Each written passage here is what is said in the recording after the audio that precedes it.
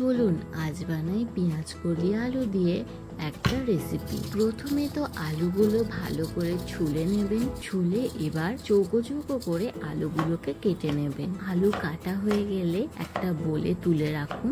যাই আর না যাই, বাঙালি শুধু খাই খাই আর খাই। এবার পেঁয়াজ কলিটাকে নিয়ে করে লম্বা লম্বা করে কেটে নিন। এবার কড়া বসিয়ে নিন। এবার ওই কড়াই দিয়ে দিন কিছুটা তেল।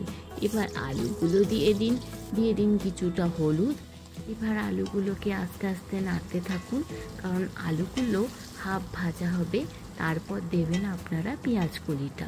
দেখুন ভাতের সাথে কিন্তু এই রেসিপিটা কিন্তু খেতে হেভি লাগে, আমি তো খাই।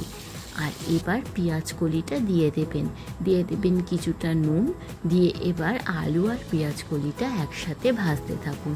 দেখুন আলুটা কিন্তু হাফ সেদ্ধ হয়েই গেছে ভেজে ভেজে। এবার পেঁয়াজ কলিটা ভালো করে ভাজলেই মোটামুটি কমপ্লিট আপনার রান্না। খুব সহজ এই রেসিপি, আপনারা ভাত দিয়ে খেতে পারেন। এবার একটা প্লেটে তুলে গরম গরম ভাতের সাথে, আর আমি দিলাম এখন শুধু মুখে। দেখি কেমন খেতে হয়েছে। এক চামচ মুখে তুলে আহা আহা কি যে গন্ধ বেরিয়েছে, কি বলবো। চলুন খেয়ে নিই। এক চামচ মুখে তুলে দিলাম পুরে। বাহ, দারুণ হয়েছে খেতে। ইয়াম্মি ইয়াম্মি, টেস্টি টেস্টি, দারুণ।